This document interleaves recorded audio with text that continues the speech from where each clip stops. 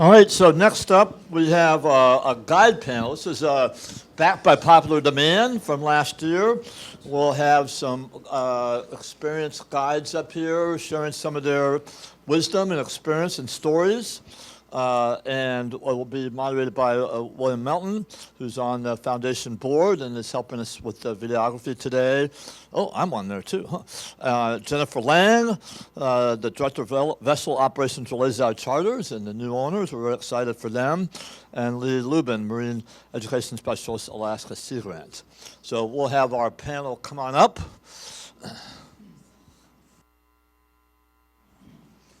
Perfect. Thank you, Paul. Do we have, there's Leigh, perfect, Jennifer, all right. Hey, welcome.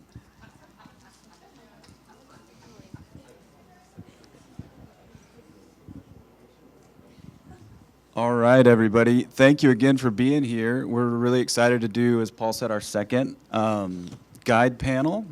It was really well received last year, so we'll get going. Real quick, just a quick plug. We're so happy you're here. A huge shout out to Charla Hughes, our executive director for the Prince William Sound Stewardship Foundation. She does a ton of work along with our planning committee. So if we could just give them a round of applause real quick, and then we'll get rolling.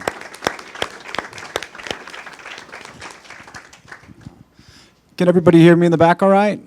Alex? Great. Yeah, so the goal of this talk today is to target guides and professionals who are working in Prince William Sound. So if you're heading out for either the first or the 15th year to guide, we wanted to give you all some information that's been handy to us over the years and also give you the chance to ask questions. If you are just a recreator, not just a recreator, if you're a recreator in the Sound or you have a boat, we think this information will also be good for you because if you're taking somebody out for the first time, a lot of these questions tend to excuse me, pop up. We will go through the 4 panelists here, and then we'll open up for questions at the end. I'm going to let my fellow panelists introduce themselves, but I'm William Melton. I'm a Prince William Sound board member and a filmmaker based out of Anchorage, and then a longtime Sea Kayak guide based right here in Whittier.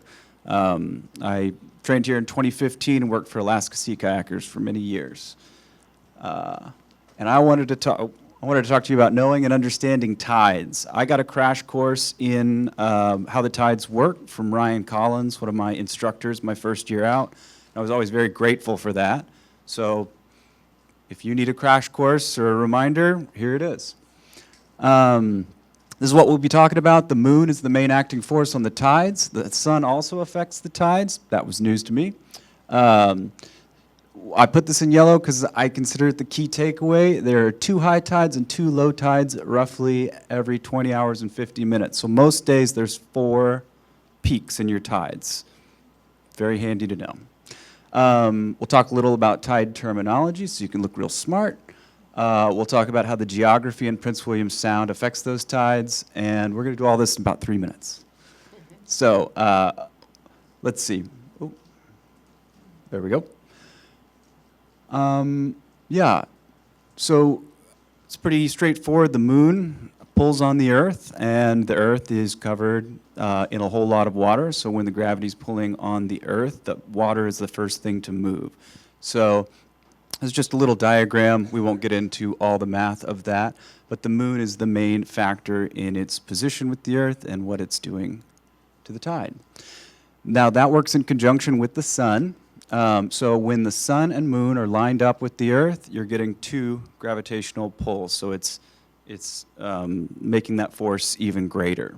If those 2 oppose each other, as in they're at a right angle, even though it's not a real right angle because we're dealing with real world physics and planets and moons, but when they're offset like that, they detract from each other. So you have the moon pulling in one direction, you have the sun pulling in another direction, and that makes for less tidal exchange. This is just a reminder, they don't have to be in line like sun, moon, earth. They can also be sun, earth, moon, and you're getting a pull from one side on the moon and a pull from the other side on the sun. So that can also make for those higher tide cycles. Again, your key takeaway, there are 2 high tides and 2 low tides almost every day. Sometimes you only get 3, you miss it by a few minutes.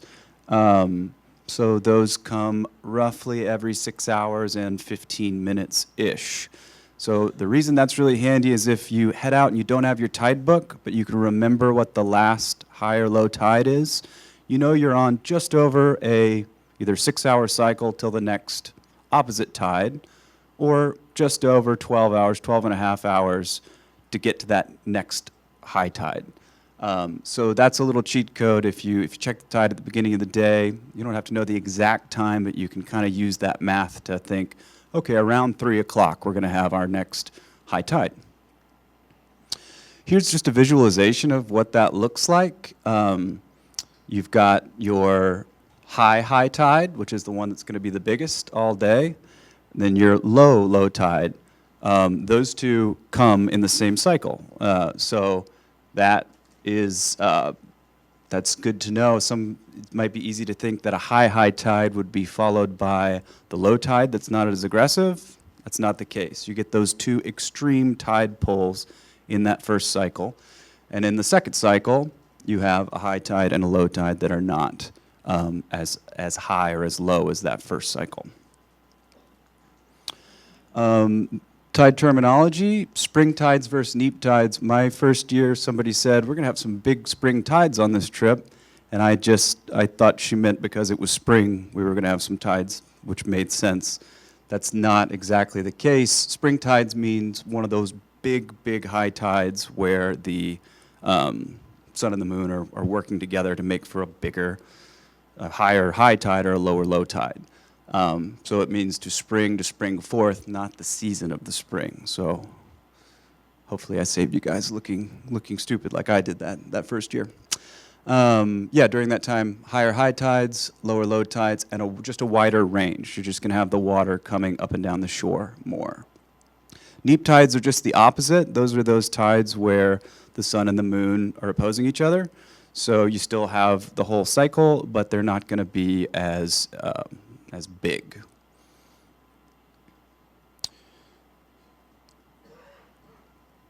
For the sake of time, we're not going to get into the incoming and outgoing terminology, but I'd be more than happy to talk about that at a break if somebody is interested. All right. The geology of Prince William Sound is really complex if you compare it to just a flat coastline like we have in some other places. So what that means is the tides are working in these cycles, but they're also going to be slowed down or changed or redirected by whether or not they're bottlenecking at the end of a bay, whether or not you've had a huge high tide come in and some of that water gets trapped at the head of a bay and then doesn't have time to flow all the way out. So this is the cycle that we're seeing in the tide book, but it's not always a reality based on the geography of the sounds. That's good to keep in mind. A great example of this is the Spit at 17 Mile. 17 Mile Beach is right over here in Blackstone Bay. It's a very popular kayak camping site and boat landing site. And it, just like Dan was talking about in his presentation, it has one of those moraines where everything gets real shallow because the dirt and rock have been pushed up by the glacier, which then retreated. And what that means is right through that spit, a ton of water flows, especially in the middle of a tide cycle when the water is either coming in or out. So it's just good to be aware of that. It'll create a current as strong as, the Matanuska River.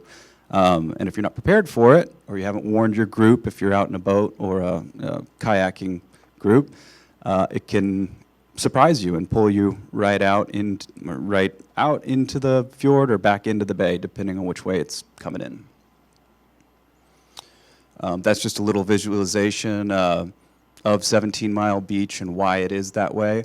It's also a great place to see whales. So I've seen killer whales a handful of times, and that's one of the spots in the sound I've seen them because they had to come up to the surface to get through. And this is just a reminder that those bottlenecks and passages are all over Prince William Sound. Sometimes passages will flood from one end and flow through like a river. Sometimes they'll flood from both ends. So if you're going out, it's really great to ask somebody who's been there before, or see if you can find it in, I know that's outlined in, it's either Paul or Tim's book, I can't remember, but one of those. And why does this matter? Because as the tide goes in and out, it exposes or covers things. It matters where you can get around. If you're camping, if you're boating, it uncovers rocks, so you can be driving through the exact same route you've driven through, but at a lower tide, there might be rocks there now. It also makes a big difference if you're landing a kayak in something that looks like this, because you have a much longer walk, which if you're moving a loaded boat, heavy boat, that can take a lot more effort, whereas if you knew you could hang out for a few hours, have a longer lunch, and show up on a beach, show up on a beach when the tide was in, you don't have to carry that loaded boat so far. Talked about obstacles. It affects where you choose to set up your camp, knowing how high the tide is going to come up. You can camp on some of these gravel beaches that are lower down in these less aggressive tide cycles. And that's it. Just keep in mind that the tide's going to change every 6 hours and 15 minutes. The water moves much faster in the middle of the cycle, and we have unique geography. So if you're a kayak guide or a boater, you can really plan your whole day around what the tide's doing. So thank you very much. I hope I went fast.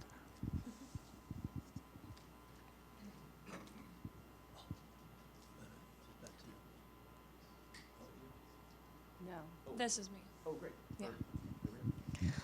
All right. Hi, everyone. My name is my name is Jen Lang, and I am one of the new owners of Lazy Otter Charters. I've been a captain there for the past several years. Me and my sisters just recently purchased the company from Mike and Kelly Vendors. If you guys know them, they're amazing.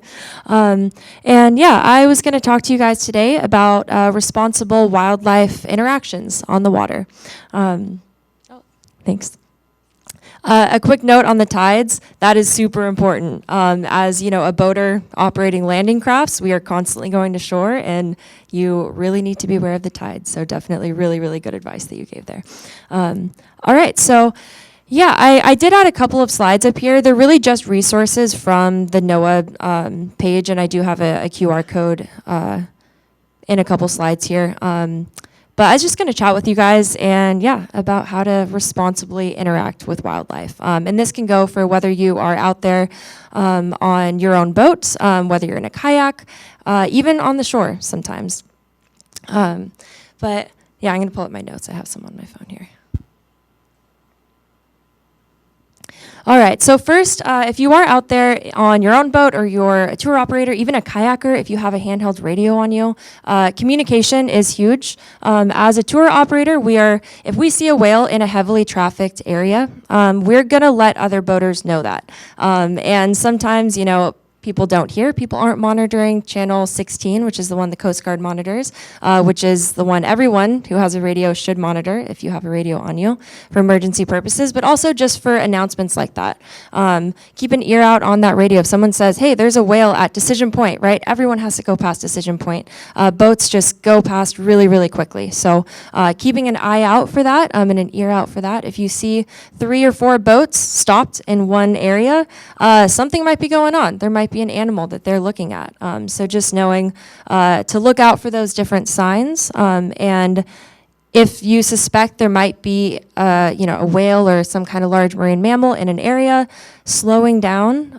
If you're a boat operator, if you're in a kayak, keeping a little bit more distance, especially if there's a whale, there might be boats around it, and then just in general, I think kayakers like to stay away from boats. And then if you do kind of find yourself with an animal in the water, like a whale or even a harbor seal, sea otter, that kind of thing, there's certain ways that you can interact with that animal, view them in a responsible way. And I do say interaction because we we like to say we're just whale watching, right? Animal watching, but they always know you're there. It's going to be an interaction in some way or another. They are aware of you just like you're aware of them. So making that, as positive and the least impactful on that animal as possible. And part of that is keeping your distance. This is for humpback whales and just kind of whales on this slide here. And for that one, it's give them space. 100 yards is what you are, legally required to give those large marine mammals like humpback whales. Going slow, around those animals. If you are maneuvering around a whale, right, if it's going in one direction, you want to go parallel to that direction with the whale. You don't want to cut a whale off from the direction it's headed or from other members that it might be traveling with. And, for smaller things, say a sea otter. If you see a sea otter and you're trying to view it and it dives underwater, that's okay. Sometimes they do that. It might pop up in the same area. If it pops up 100 feet away, you go another 100 feet and you look at it again and it keeps doing that. That animal probably does not want to be viewed. It probably doesn't want to be around you. So maybe, observe that, be aware of that, and then move on. I will take note of, for sea otters especially, if you see a mother sea otter and it has a pup on its chest, it's really cool, it's really special. They are much less likely to dive down, so you might not get that clear indication, oh, this animal doesn't want me around. It might stay at the surface because it has to protect that baby. It's going to be more inclined to stay on the surface with its pup. But she could be really stressed out, so being extra vigilant about keeping extra distance from those female sea otters with their pups, and just knowing that it might not show the same behaviors, but knowing to look out for that as well. And don't take it as a lucky, oh, it's not going to dive, I'm going to get even closer, right? We don't want to stress these animals out when there's already so many stressors out here.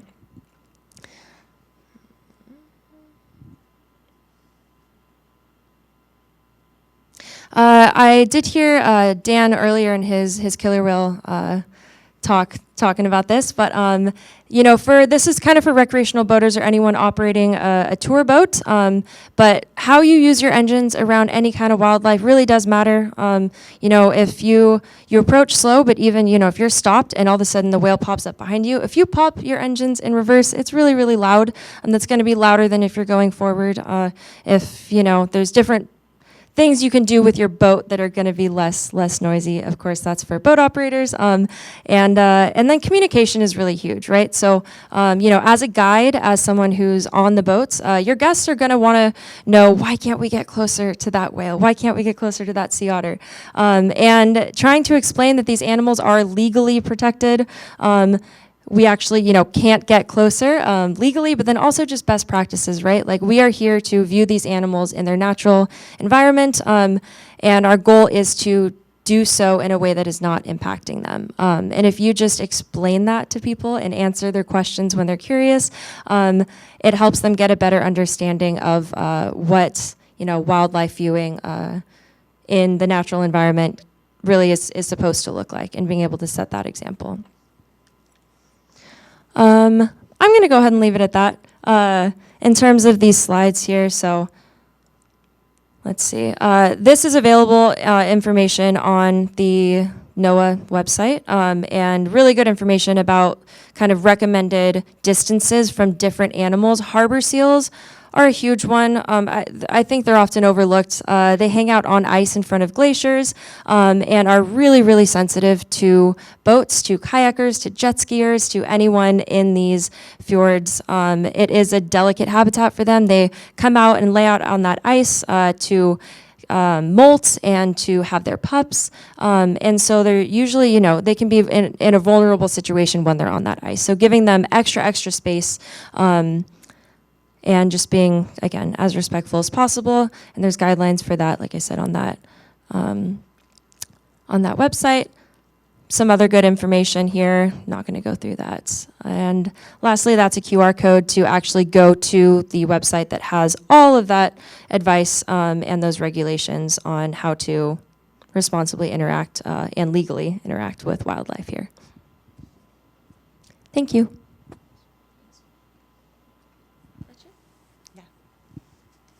Hi, my name is Leigh Lubin, and that has my professional stuff up there, but my first time guiding was in 1999, maybe, and many, many, many years of guiding since then. So do you have the recording, if you could play it? So Charlotte's going to play a recording, so I invite you to give this a chance to either close your eyes if you're comfortable or gently look at the ground or just let your focus dissolve and take a moment to listen to this short recording.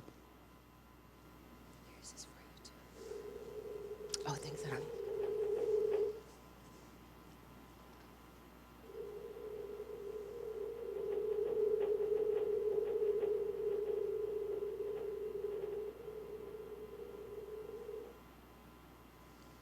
Okay, so that's an underwater recording. You want to play it one more time? It's pretty short.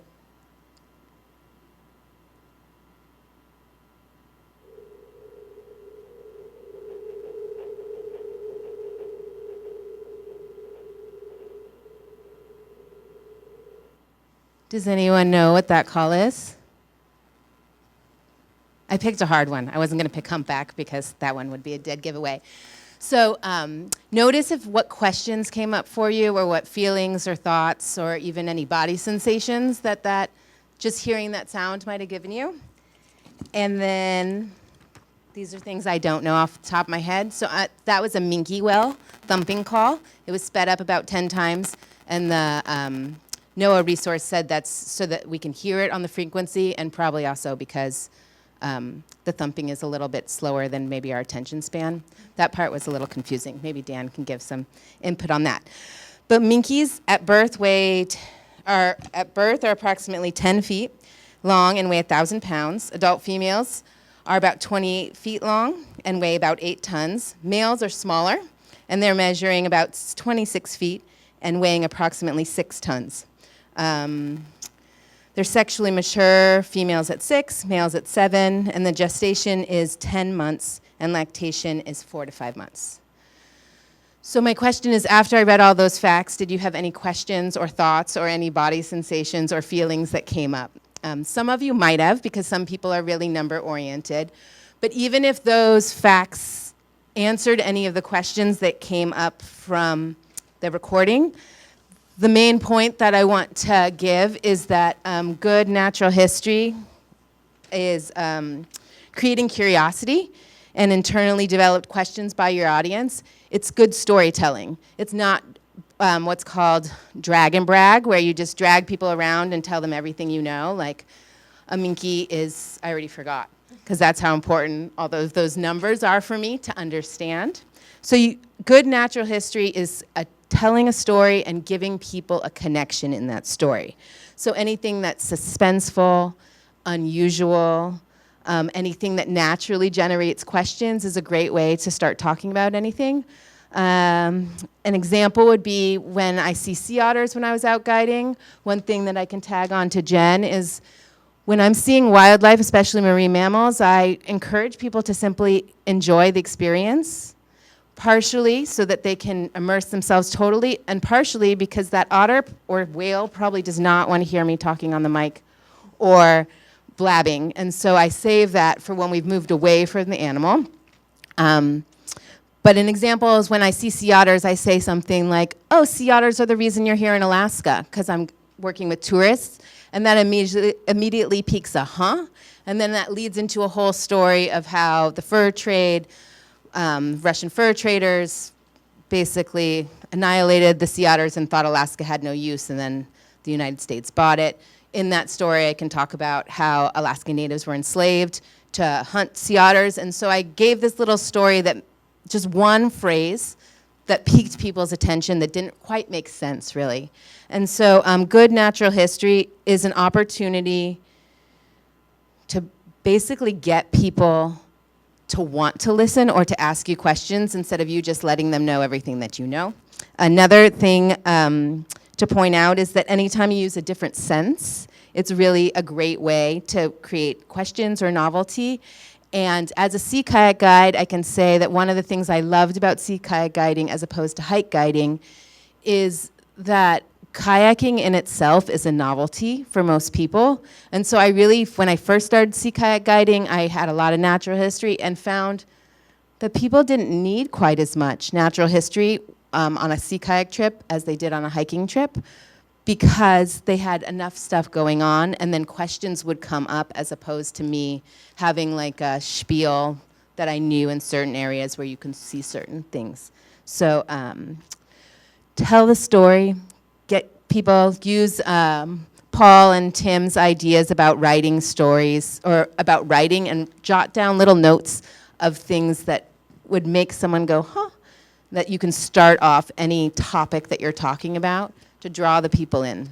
So that's my little spiel. Oh, you got one. I'm gonna turn it on. All right, I'm Paul Twardock. As you know, so my thing is, could also be summed up in the Clash song, should I stay or should I go? If I go, there will be, or if I stay, there will be trouble. If I go, there will be double. And so this applies to kayakers and recreational boaters. I started off working for Knowles, a National Outdoor Leadership School here in 1985, I think. And the last few years I have a boat, a Nordic tug, so I'm learning all about the motorized. And actually before the boat, I had a sailboat out here also. And so I guess just a few pointers, or a few things I've learned over the years, is know your limits. I mean, some of this is pretty obvious. Know your equipment, what your capabilities are. If you're in a group, know the person that is going to be the most challenged in the situation. So that's one thing. Sort of know thyself, know your limitations, know your equipment, know the weather. Nowadays, there's buoys out there online. There's lots of information about the weather. The forecasting's gotten a lot better. There's multiple different ways to check the weather. There's, besides NOAA, there's windy.com. On Windy, it's a great app. You can look up 5 different computer models, and they'll all be different. They'll all be confusing. You'll be going, what the heck? But it'll give you information. If all 5 of those models line up, you're like, oh, that's what it's going to be like, right? There's also Dan Goldstein here in Whittier, who has a forecasting service that has a forecast for Passage Canal Whittier that I find very handy. So know the weather as well as you can. And before you launch, or while you're making that decision, think about, well, how far do I have to go to the next place of protection? It might be an Anchorage or it might be a beach. How long is it going to take me? And is the weather going to stay stable enough that I can travel within my capabilities during that time? So let's say I have a half hour before my next Anchorage or my next beach or protected spot. Will the weather pick up in that amount of time to exceed my capabilities? Does that make sense? So you're basically giving yourself a cushion of risk where your consequences and the chances of something happening are well within your ability to deal with them. And then, so that's sort of the preparation part and the decision making. And the other part then is be ready for if things go bad, right? Have practice. I mean, the best thing to do is to drill and practice your whatever scenarios you're in. If you're on a boat, know where your fire extinguishers are. Know what you're going to do if there's a fire. Know what you're going to do if your engine goes out. Know if your prop gets tangled in a line, which happened to me last summer, and sort of have the equipment and be able to prepare to deal with that. All right? If you're in a kayak or a small boat, be prepared if someone goes in the water. How are you going to get them out? And think that through. A lot of times, we'll think about this stuff and we'll be like, oh yeah, I can do that. But when and you go out in flat, calm water and practice it, well, guess what? It's a lot different when it's blowing 20, 30 miles an hour out. It's very different. The communication gets harder. People get blown around. Things happen really fast. So you want to be Johnny or Janie on the spot when something goes wrong. And I always like to say a good guide, a good educator is always going, what if? What if this happens? What if this happens right now? And they're prepared for it. So, and then last, I'll leave that really, if you're sort of, especially in kayaking, I like the canoe rule out here. I use this all the time. People go, what? I go, if you would go out there, if you wouldn't go out there in a canoe, and maybe unless you're pretty skilled, maybe don't go out there in a kayak. That's what I got. Thank you, Paul. That's great.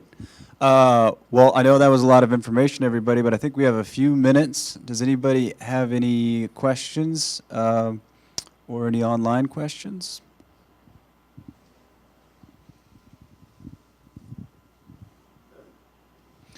While y'all are thinking, I'll add one thing to what Paul said, is when you're trying to decide whether to go or stay, don't forget to look up.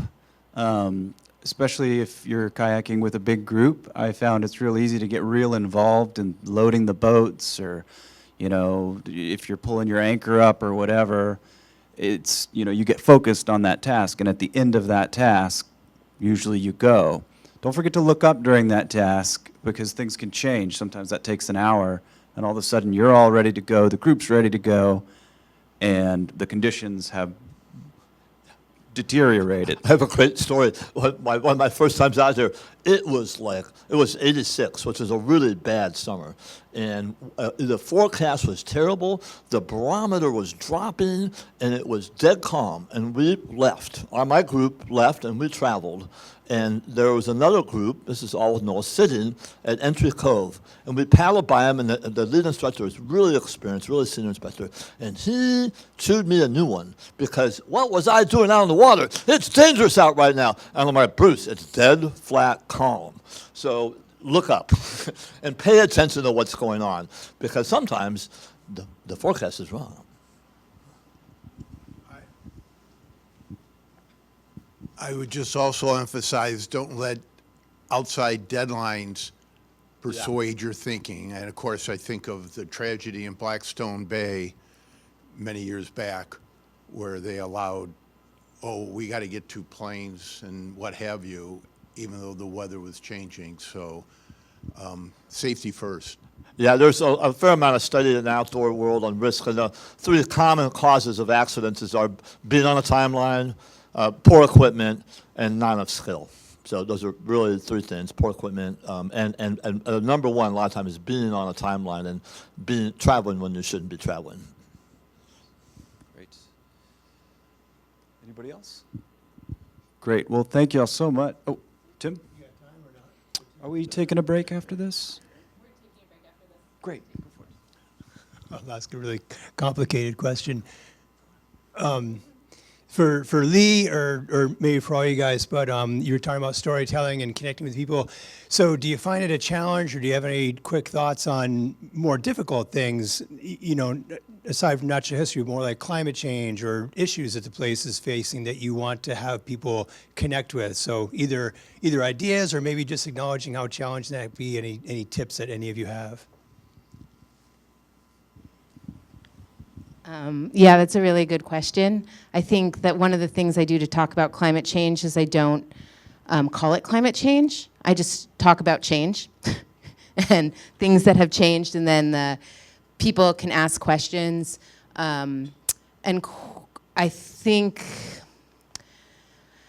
that if you set up a group, I think everything about guiding is setting the tone in the beginning, depending on how long your trip is. And if you set up the tone right, and people trust you, then they're, even if there's someone that's secretly in their head saying, no, climate change is a hoax or something like that, there's enough trust and validity in everything else that they're not gonna be aggressive and challenge it. I think that might be what you're getting at.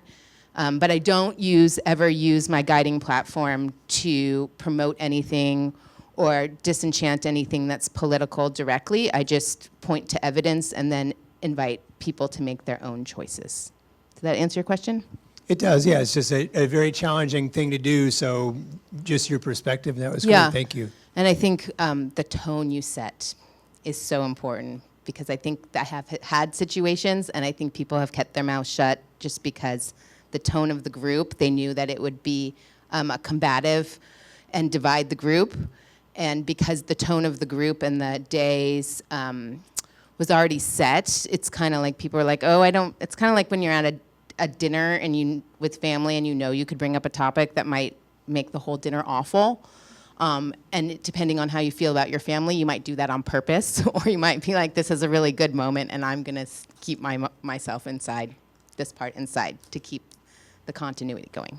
So don't be the uncle at Thanksgiving, but still try to make the important points. Yeah, let the points go to the people, and I usually transfer climate change stuff to the impacts on organisms, things that people like, marine mammals, fuzzy things that people care about, and let that be the guide. Does